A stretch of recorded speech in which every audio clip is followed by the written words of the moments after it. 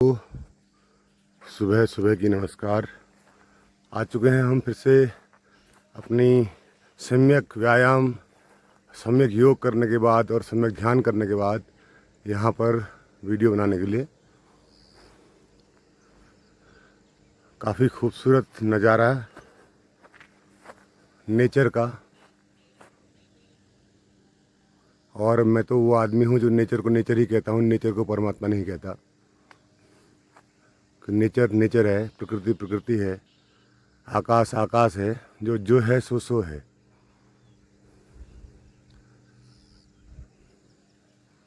तो ये हमारी आज लोकेशन है बैठने की। चलिए स्टार्ट करते हैं। हाँ, अविनाशी अनंतर का सभी को नमस्कार, प्रणाम।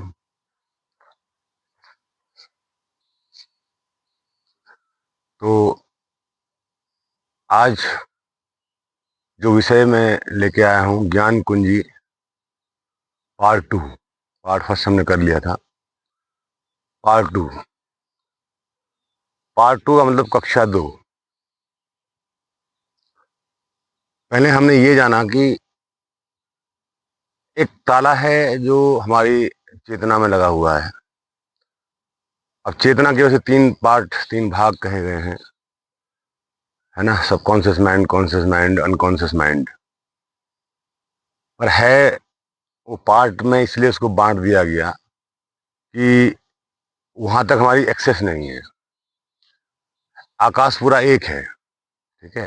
अब भारत का आकाश अलग और अमेरिका का आकाश अलग हम बांट दें तो ये हमारी क्या है, अज्ञानता है। और अपनी सुविधा के लिए हमने बांट भी सकते हैं कि भाई ये, जैसे आपने देखा होगा कि एयर ट्रैफिक के लिए हम देखते हैं कि पाकिस्तान का आकाश है और ये भारत का आकाश है। हम अपने आकाश में उनको नहीं आने देते हैं और वो अपने आकाश में हमको नहीं आने देते हैं।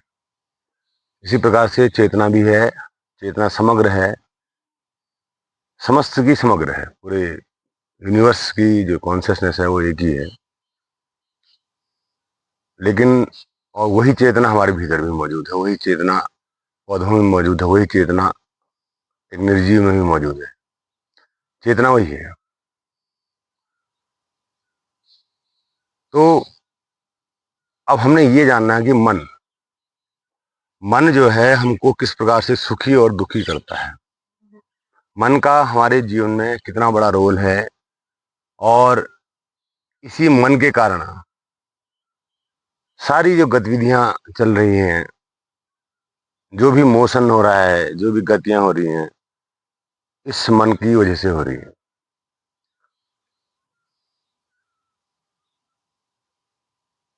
अब इस दुनिया में ऐसे ब्रह्मांड, मस्तिष्क, ऐसी खोपड़ियां लगभग 8 अरब हैं। तो उतने मन भी है। अब मन है क्या? जो हमारा चेतन, जो कॉन्शियस पार्ट है, हमारा माइंड का कॉन्शियस पार्ट, जिससे हम देखते हैं, सुनते हैं, समझते हैं, ये असल में हमको लगता है कि ये जागा हुआ है। जिसे हम नींद से जाग जाते हैं और हमको लगता है कि हम जाग चुके हैं, पर असल में ऐसा नहीं है। हमारा वो पार्ट जो चेतना का, वो भी सोया हुआ है। यानी कि हमारी सबकॉन्शियस तो सोया ही है, अनकॉन्शियस तो सोया ही है, जो कॉन्शियस है वो भी सोया हुआ है।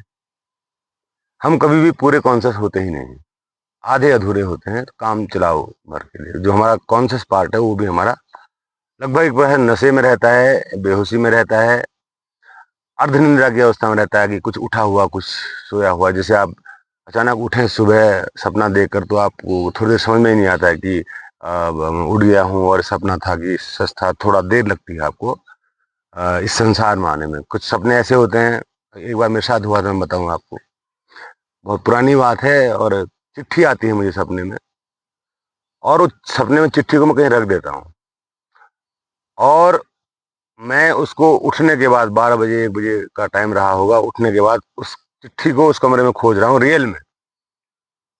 अब सोचो क्या स्थिति होगी मन की या चेतना की। मुझे उठने के बाद भी उस चिट्ठी को खोज रहा हूँ, मैं पूरा ही सपने में हूँ, जागने के बाद भी मैं सपने में ही हूँ। तो वो एक लर्निंग थी मेरे लिए। और ऐसा ही मनुष्य के साथ है मनुष्य जागा हुआ जरूर दिखता है, पर वो बिल्कुल भी जागा हुआ नहीं है। अब देखिए, इस पर मैं कई प्रयोग अपने साथियों को करवाता हूं जो मेरे संपर्क में आते हैं। होश का प्रयोग, कि जो भी करो होश से करो, जान के करो। चल रहे हो तो जान कर चलो, उठ रहे हो तो जान कर उठो, हाथ हिला रहे हो तो जान कर हिलाओ। देव आपने सर घुमाया तो जान कर हिलाया, ऐसे नहीं कि हिल गया, देख लिया उधर उधर, पता ही नहीं है कि मैंने सर इधर उधर देखा देखा भी। आपको पता रहना चाहिए। अगर आपने अपने उस चेतना को जागृत करना है तो आपने ये प्रयोग करना चाहिए कि आप जो भी करें उसको जाग कर करें। अगर आप धीरे धीरे प्रैक्टिस को करते जाएंगे तो एक दिन ऐसा आएगा कि आप समझ पूर्ण रूप से जागृत हो जाएंगे। आप जाग कर देखेंगे तो कभी भी जागा हुआ व्यक्ति कोई अपराध नहीं कर सकता। जागा हुआ व्यक्ति कभी निर्दयी नहीं हो सकता। जागा हुआ व्यक्ति कभी गलत काम नहीं कर सकता, क्योंकि वो जाग चुका है। और अगर कोई विचार उसके दिमाग में गलत आता है तो वो जाग कर उस विचार को देखता है, उसका निरीक्षण करता है, और वो यदि करने लायक है तो ही उसे करता है, अन्यथा उसको पोस्टपोन कर देता है। लेकिन एक व्यक्ति जो सोया हुआ है, उसके दिमाग में अचानक उसको गुस्सा आया, अगर उसने देखा नहीं कि मुझे गुस्सा आया, अब भाई आगे एक्शन करेगा। इतनी देर आप अगर होश में होते, जागृत होते, तो शायद आप गुस्सा नहीं कर पाते, उस सामने वाले व्यक्ति के ऊपर आप तलवार नहीं चला लेते या गोली नहीं चला लेते।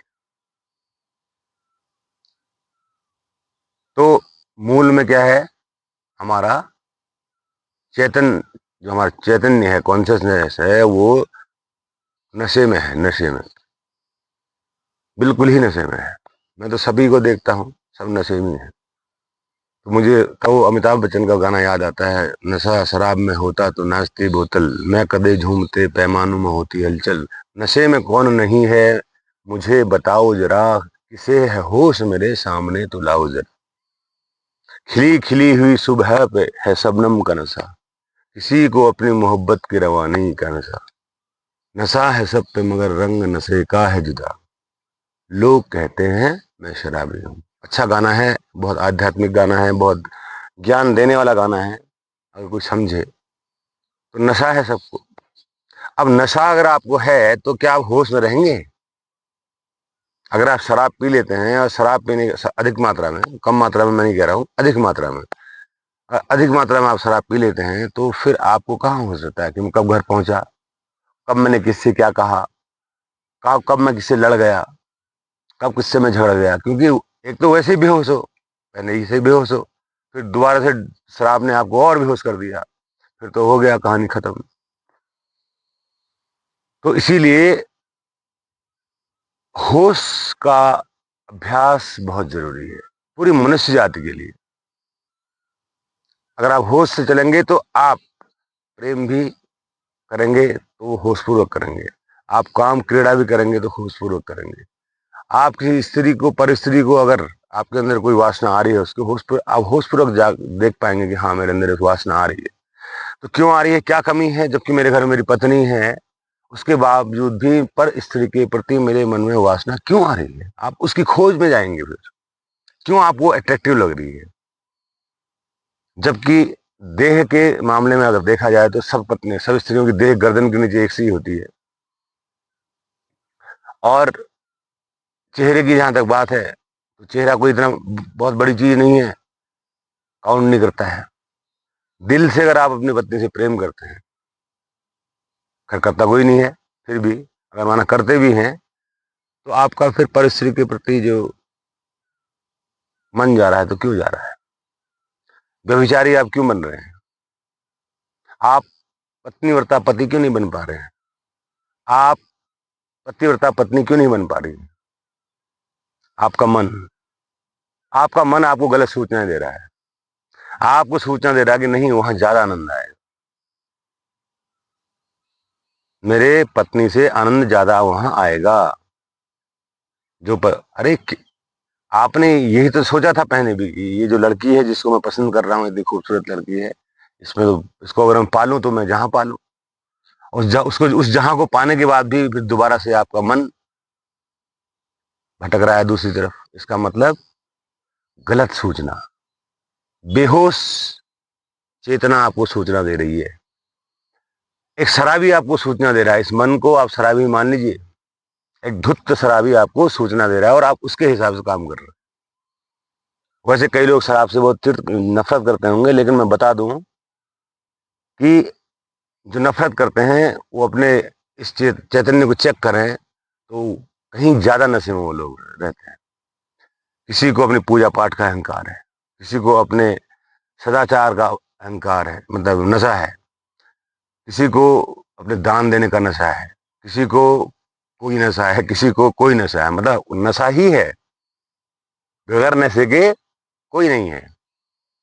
तो अगर तुम नशे में ही हो तो फिर तुम्हारी शराब पीने में क्या बुराई है, तुम और नशे में हो जाओ। तुमको देखो, अगर आप होश में होते तो फिर तो कोई बात नहीं थी, लेकिन अगर आप पहले से नशे में हो, आप एक क्वार्टर के नशे में ऑलरेडी बाय नेचर हो, और फिर तुमने एक क्वार्टर और मार लिया ऊपर से, एक बोतल मार ली ऊपर से, हो गया काम खत्म, खल्लास।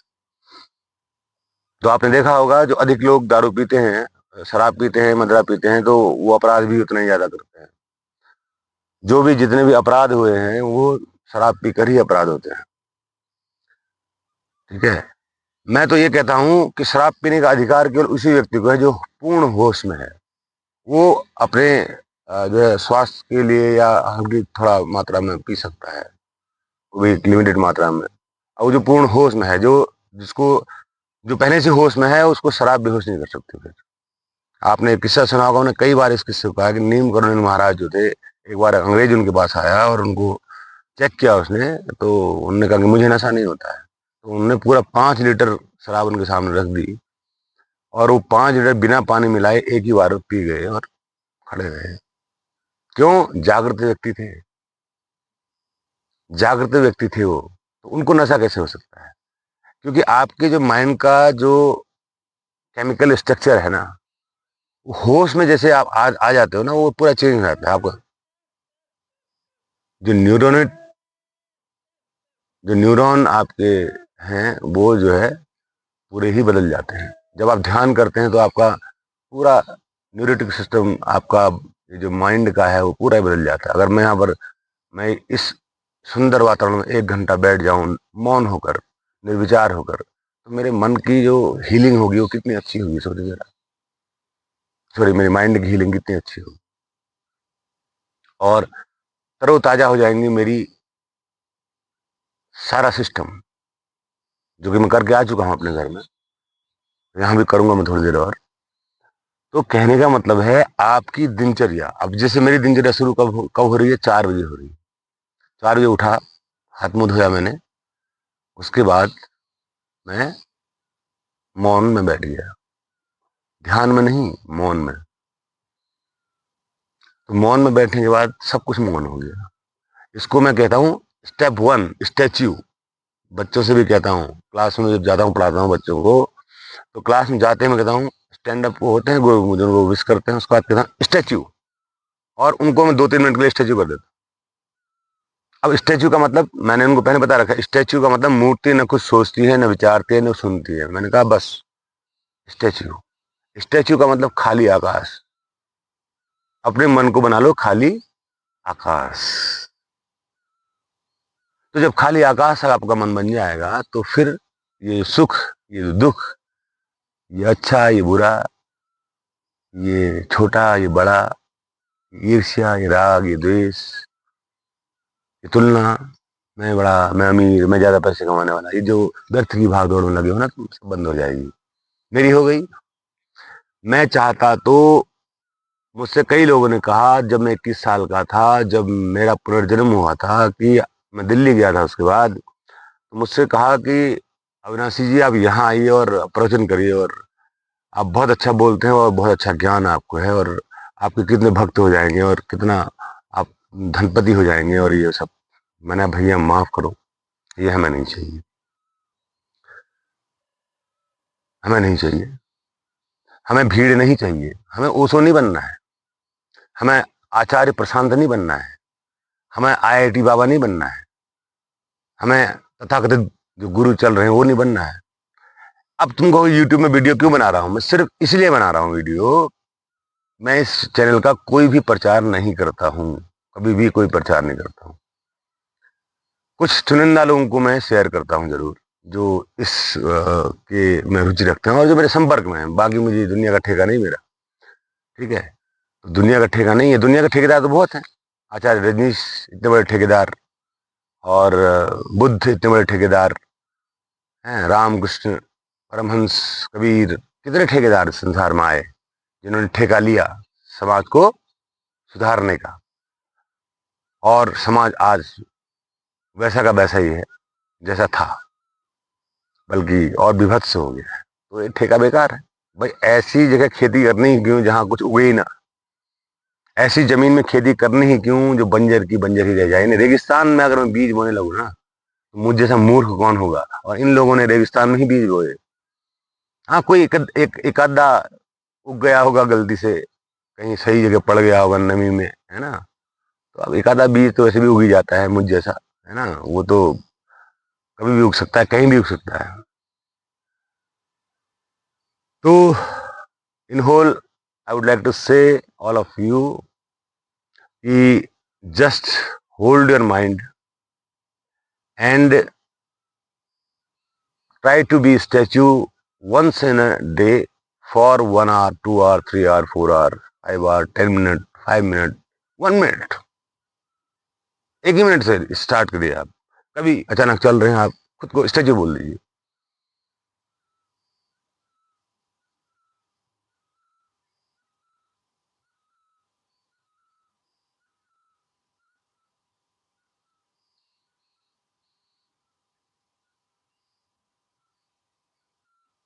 बस हो गया काम।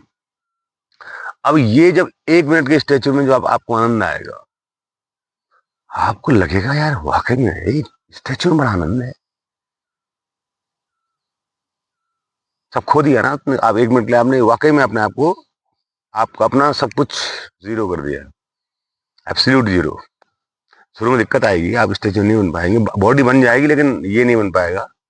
लेकिन प्रैक्टिस करने से सब हो जाता है, क्योंकि माइंड क्या है, माइंड तो बच्चा है। आपका जो माइंड है वो आपके सामने इनोसेंट बच्चा है। मन आपका, कभी चेक करना अपने मन को, बहुत ही भोला है। वो भोलेपन में ही वो गड़बड़ें करता है, उसको नॉलेज तो है नहीं।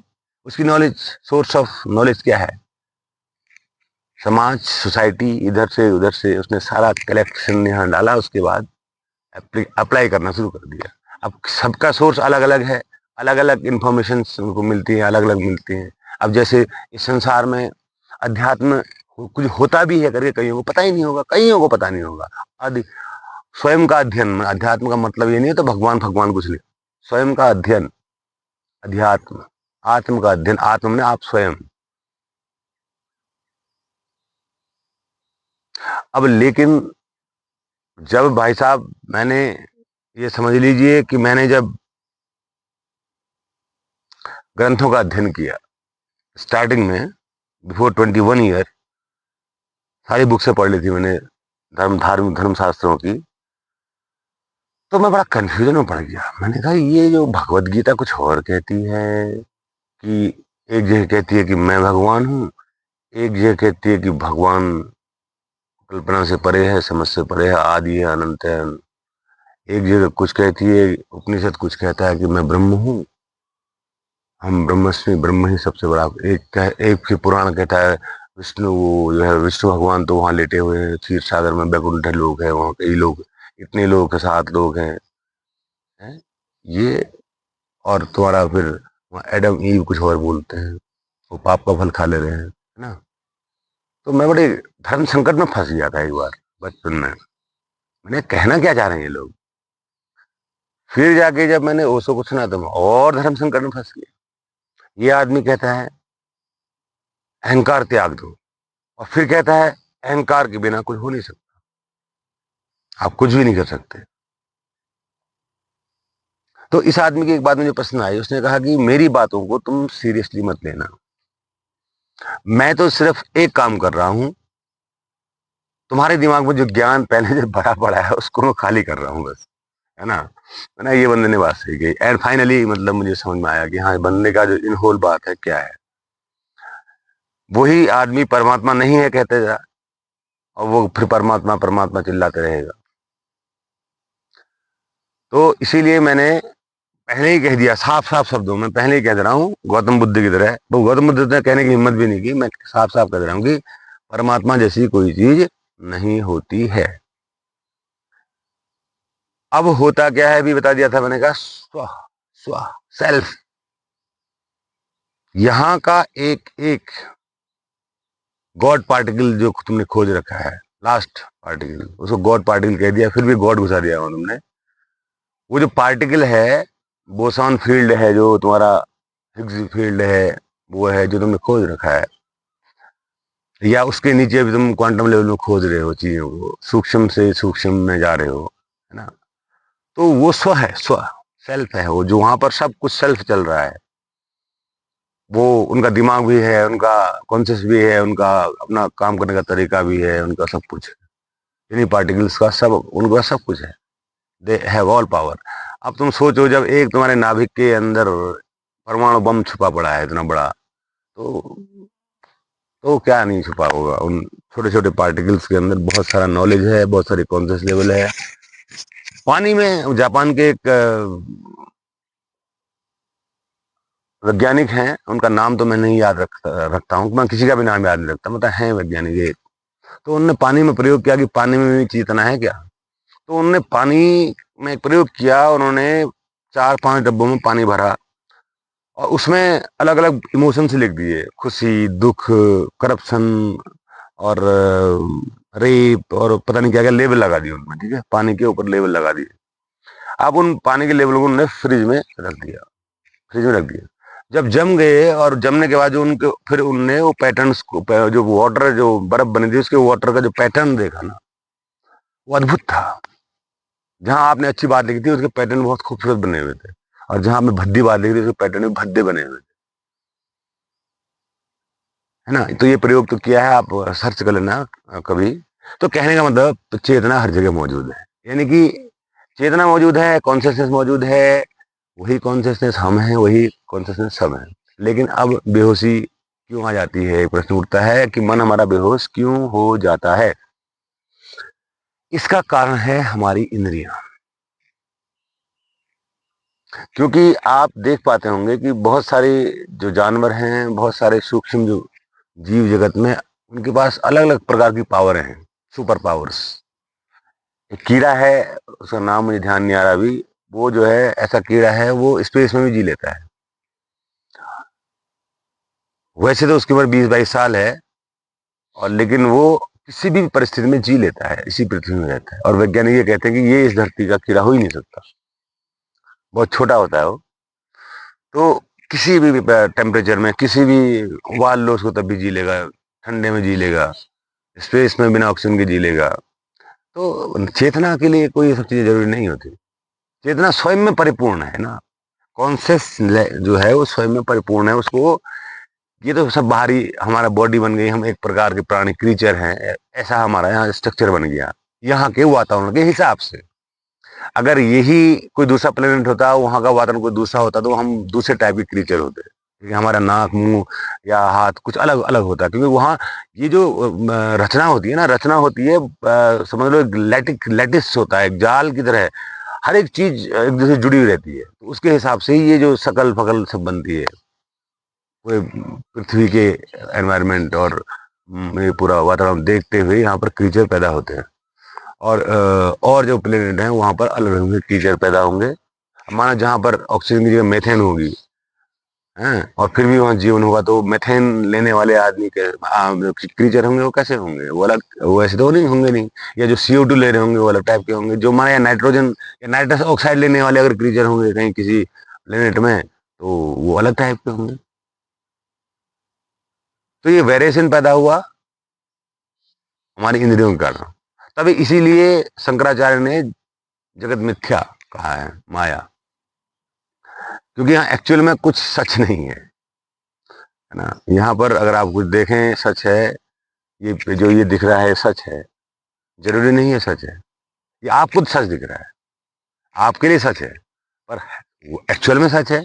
ये पेड़ पेड़ ही है, जरूरी नहीं है आपके लिए पेड़ है, क्योंकि आपकी इंद्रियों के द्वारा देखा जाने वाला पेड़ है। अगर आप में आपकी इंद्रियों में बहुत सारे ट्रांसफॉर्मेशन कर दिए जाएं तो आपको पेड़ हो सकता है कुछ और दिखाई देने लगे, है ना। तो इसीलिए आपकी जो अब ये जो कलेक्शन ऑफ इंफॉर्मेशन है, यही आदमी को क्या करती है, भ्रमित करती है। और लेकिन भ्रमित भी क्या करती है, उसको सच समझकर भ्रमित करती है, मतलब वो उसको सच समझ लेता है। इसने मुझे गाली की, ये सच है ना, हो गई भ्रमित। मुझसे गाली, मेरे को गाली की और हो गई लड़ाई, हो गया मर्डर। या मेरी बीवी को छेड़ दिया इसने, या इसने मेरी लड़की को छेड़ दिया, या मेरी बहन को छेड़ दिया, सच मान लिया उसको, छेड़ना सच हो गया क्योंकि तुमने देखा छेड़ते हुए। तुम्हारी इंद्रियों ने तुम्हारे दिमाग को ऐसा दिखाया, और तुम्हारे दिमाग ने उसको प्रोसेस किया और कहा कि हाँ ऐसा ही है। तो दिमाग आपको जो दिखा रहा है ये जरूरी नहीं कि ये सच हो। और जो सच है वो क्या है, चैतन्य। जो चैतन्यमयी संसार को देख पा रहा है कि सब जगह चेतना मौजूद है, तो फिर उसके लिए सच है, उसके लिए पूरा संसार सच है। फिर मेरा तेरा कोई नहीं है, न मेरा न कोई तेरा, न कोई अपना न कोई पराया, न कोई प्यार न कोई नफरत, समस्त सृष्टि एक है। अब प्यार भी किससे करोगे, तुम ही हो। अगर तुम ही सब जगह हो तो क्या प्यार, मतलब भगवान तो मतलब अकेला है ना। और तुम्हारा भगवान मतलब वैसे देखा जाए तो अगर सब जगह वही है तो फिर वो अकेला है, इज अलोन, कोई दूसरा है ही नहीं। अब कौन उसका भक्त, कौन भगवान, बात ही खत्म हो गई जब अकेला ही है तो। अगर मैं सपोज अपने आप को भगवान कहूँ थोड़ी देर के लिए, और मैं ही सब जगह हूँ, तो फिर तो मैं अकेला ही हूँ, मेरे अलावा तो कुछ है ही नहीं। तो फिर मैं किसको समझा रहा हूँ और किससे मैं बात कर रहा हूँ, स्वयं से, निश्चित रूप से मैं स्वयं के ही अन्य रूपों से बात कर रहा हूँ।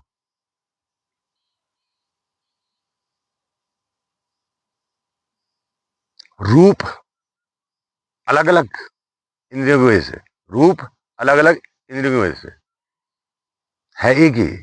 अब इंद्रियां हैं साथ में, तो इंद्रियों में मुंह में किससे बात करूँ, इंद्री का साथ में मुंह मेरा है ना, मुंह। तो ये भी एक इंद्री तो है, उसका यूज कर रहा हूँ। एक कान तुम्हारी इंद्री है, उसका तुम यूज कर रहे हो। आंखें तुम्हारी इंद्री है, उससे तुम देख रहे हो। और मैं कह क्या रहा हूँ, चाहे वो आपकी समझ में नहीं आ रहा होगा, मुझे पता है अच्छी तरह से, लेकिन फिर भी आप देख रहे हो ना, उसको समझने की कोशिश कर रहे हो कि ये अविनाशी अंदर क्या कह रहा है। मैं केवल मन पर बात कर रहा हूं, मैं कह रहा हूं कि मन क्या है। मन है बेहोश, नशे में चूर चेतना।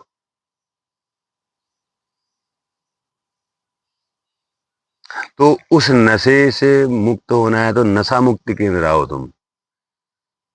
और जो मैं खोल रखा है मैंने, नशा मुक्ति केंद्र, है ना। तो वो मैं बहुत जल्दी वहां पर लोगों को बुलाऊंगा जो नशे से मुक्त होना चाहते हैं। और उस नशा मुक्ति केंद्र में वो लोग आएंगे और अपना नशा छुड़वाएंगे, उनका हम नशा छुड़वाएंगे।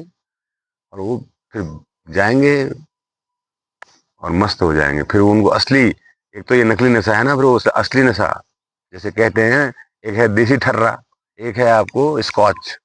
देसी ठर्रे का नशा उनको हटवा देंगे और स्कॉच दे देंगे हम, जाओ स्कॉच पियो, थोड़ा थोड़ा करके, होश पूर्वक संसार को देखो और आनंद लो।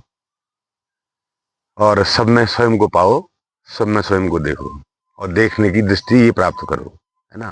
तो फिर जीवन में परम आनंद है, आनंद ही आनंद है। फिर कोई परवाह नहीं है, बेपरवाह। कबीरदास ने दोहा कहा ना, कुछ था अब कुछ बेपरवाह करके, जिसको कुछ नहीं चाहिए वही शहंशाह, मनवा बेपरवाह, है ना, मनवा बेपरवाह। तो मनवा बेपरवाह कर लो अपना। परवाह क्या करनी है, किसकी परवाह करनी है। तुम यू आर इटर्नल, कभी मरना नहीं, कभी पैदा नहीं होना, अविनाशी अनंतर हो तुम। तो फिर क्या परवाह कर रहे हो। कुछ खो गया, खोने दो। कुछ मिल गया तो मिलने दो, देख लो, उसका भी आनंद ले लो। गाड़ी आ गई तो खुश, बहुत मत हो जाओ, ठीक है आ गई तो आ गई, चला लेते हैं। नहीं आई है तो कोई गम नहीं कि नहीं है, क्यों क्यों नहीं आई, पैदल ही चल लो, साइकिल से ही चल लो। तो कोई डिमांड ही नहीं है। नशा अगर हट जाएगा ना आपका, ये जो नशा है, ये अगर हट जाएगा तो फिर कोई डिमांड नहीं रहेगी। जो मिलेगा, जो कर्म तो करना है, कर्म तो करना ही पड़ेगा, नहीं कर्म तो करोगे ही, ऑब्वियसली करोगे। मैं कर्म कर रहा हूँ ना, यहाँ बाकी वही वीडियो बना रहा हूँ, जो कर्म है। दौड़ के आया, पसीना बहाया, डिप्स मारे हैं, प्राणायाम किया, तो कर्म तो है ही है। अब मैं उसके पीछे कोई उद्देश्य थोड़ी है कि मैं क्यों कर रहा हूँ, ताकि मेरा शरीर स्वस्थ हो जाए ना। ना, ना, बिल्कुल नहीं। मैं केवल कर रहा हूं बस। मैं डिप्स क्यों मार रहा हूं, ताकि मेरी भुजाओं में ताकत आ जाए ना। ना, बस कर रहा हूं। तो कर्म की स्थिति इसको कहते हैं निष्काम कर्म। ये आप जब नशे से जब आप नशा मुक्त केंद्र से आपको 1-2 महीने बाद छुट्टी मिलेगी या 10 दिन बाद छुट्टी मिलेगी, तो जो आप फील करेंगे, ये तब की बात है। तो मन की तो ये कहानी है, और सुख दुख की भी ये कहानी है। मैंने बता दिया आपको अच्छी तरह से, अब समझ में आ गई होगी। अगर अगर समझ में ना आई हो तो कमेंट्स करके आप पूछ सकते हैं। और खैर, मेरे वीडियोज में अभी तक कोई कमेंट्स नहीं आए। मैंने शायद 100 से ऊपर वीडियो बना दिए हैं, अभी तक कोई कमेंट किसी का नहीं आया। मुझे लगता है कि मैं एक ऐसा अध्यापक हूँ जो बच्चों को पूरी तरह संतुष्ट कर दे रहा हूँ, और इसलिए बच्चे कोई क्वेश्चन नहीं पूछ रहे हैं, है ना। अब बच्चे क्वेश्चन पूछते हैं तो मैं जरूर जवाब देता हूँ उनका कि हाँ, आपका ये क्वेश्चन ठीक है, क्योंकि मैं जानता हूं कि तुम क्या सोचते हो। मैं ये जानता हूं कि एक मनुष्य क्या सोच सकता है, मैक्सिमम एक सबसे बौद्धिक प्राणी स्टीफन हॉकिंस जैसा व्यक्ति क्या सोच सकता है। कहता है भगवान नहीं है। उसका भगवान नहीं है कहना अलग है, मेरा कहना अलग है, दोनों में बहुत फर्क है। उसने कहा फिजिकली नहीं है, लेकिन दिख तो नहीं रहा है, मतलब इस टाइप से कहा उसने। उसने दिख नहीं रहा कहीं भगवान।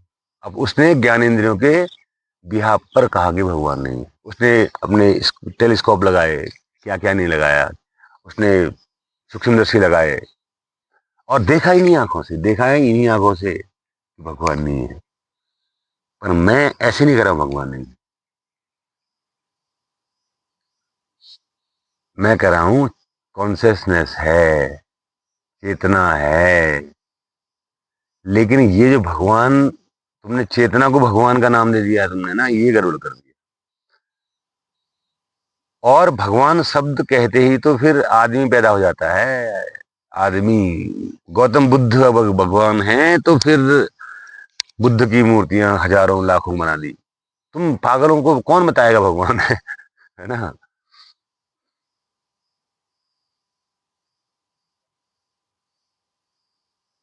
तुम तो भगवान की ऐसी तैसी कर देने वाले हो।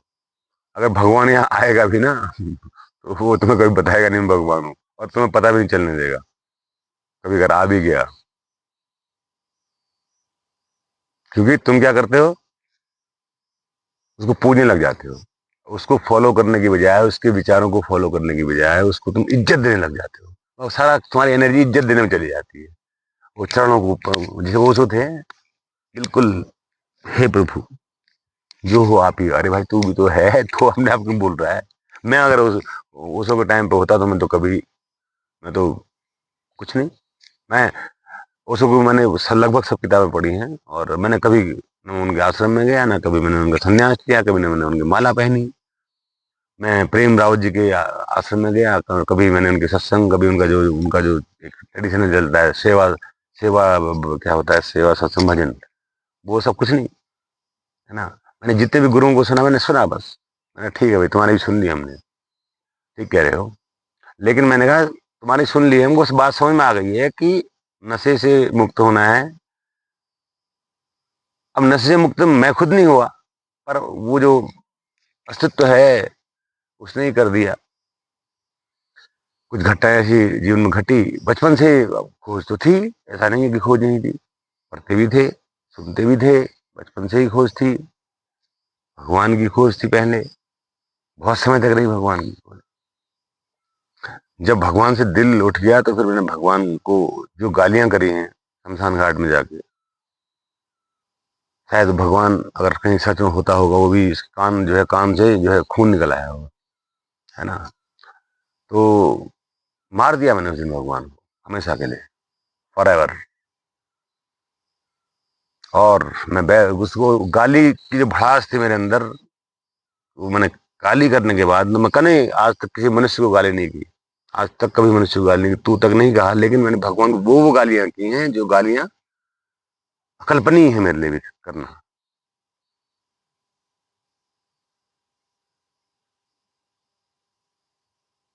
छोटा सा मैं एक नमूना बता रहा हूँ।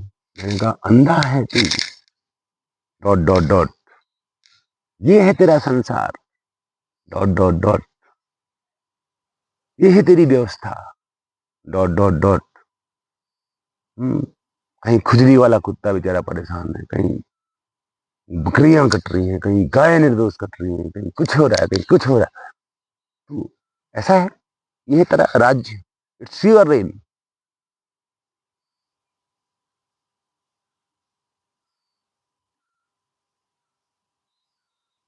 और अगर तेरा पूर्व जन्म होता है,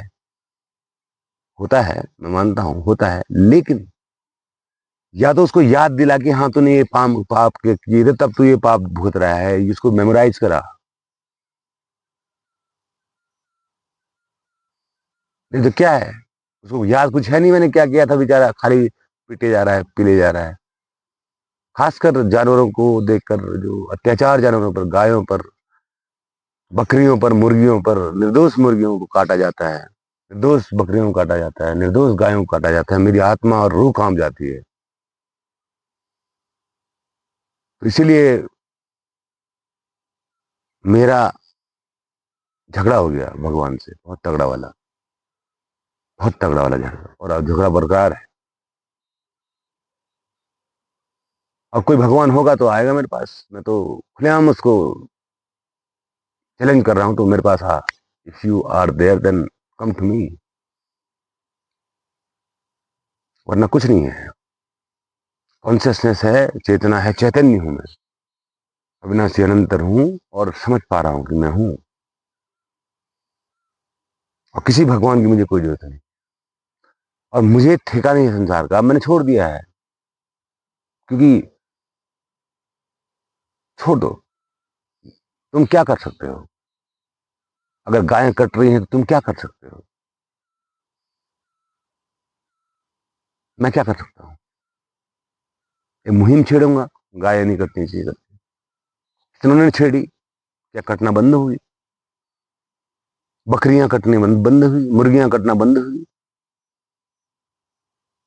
तो इसीलिए मैंने तब सोचा था कि मैं एक दिन देश का प्रधानमंत्री बनूंगा और सारा सिस्टम बदल दूंगा।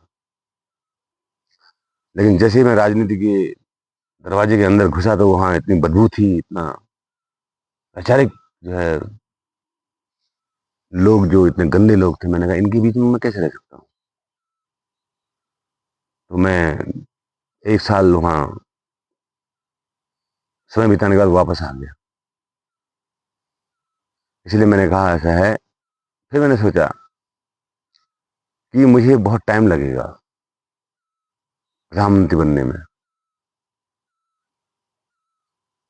और इतने समय तक तो, और फिर मैं 60 साल तक बन भी गया, तो कितने साल रहूंगा, 10-20 साल रहूंगा, फिर मेरे जाने के बाद फिर वही हो जाएगा, हर जैसे की तैसे, फिर वही कुत्ते, कमीने, बंदर, खरगोश प्रधानमंत्री बनेंगे, और फिर वही सब करेंगे। मैंने कहा कृष्ण ने गीता कही तो कौन समझा, बुद्ध ने त्रिपिटक कहा तो कौन समझा, राम ने सच्चरित्र दिखाया तो उसको किसने अपनाया? तो मैंने बेकार ही मेहनत होगी। तो मैंने जियो जियो, जैसे एक नाना पाटेकर कहता ना, जियो है जियो, जैसे जीना वैसे जियो, मुर्दों की जिंदगी जियो। हमने भी वही कहा, जियो है जियो, जैसे जीना जियो, हमको जीने दो, हम जा रहे हैं, हम जा रहे हैं, मतलब हम तो चले गए। तो आज के लिए काफी है। फिर अगर आज दिन में मौका मिला तो चेतना क्या बोलती है वो देखना है। हम तो क्या ही बोलने वाले हैं, क्या चेतना क्या बोलती है आपसे। और मैं तो कुछ सोच के आता नहीं हूँ क्या बोलना है करके, बस कैमरा लगाया उसके बाद आंख भी बंद नहीं करता हूँ, बोलना शुरू कर देता हूँ और बोलते रहता हूँ। मुझे कल एक मित्र का फोन आया था कि आप थोड़ा सिस्टमेटिक ढंग से बोलिए और टॉपिक से इधर मत जाइए। मैंने कहा ना, मैंने कहा यहाँ कोई सिस्टम नहीं है, यहाँ कोई सिस्टम नहीं है, कोई किताब थोड़ी लेके आ बैठे हैं कि हाँ भाई ये बोलना है, आज इस पे टॉपिक देना है तो ऐसे भी बोलना है। ये तो तुम लोगों का है सिस्टम, हमारा कोई सिस्टम नहीं है। हम तो अविनाशी अनंतर हैं, और अनंतर का कोई सिस्टम नहीं होता है। जैसा है सो है। अलख निरंजन।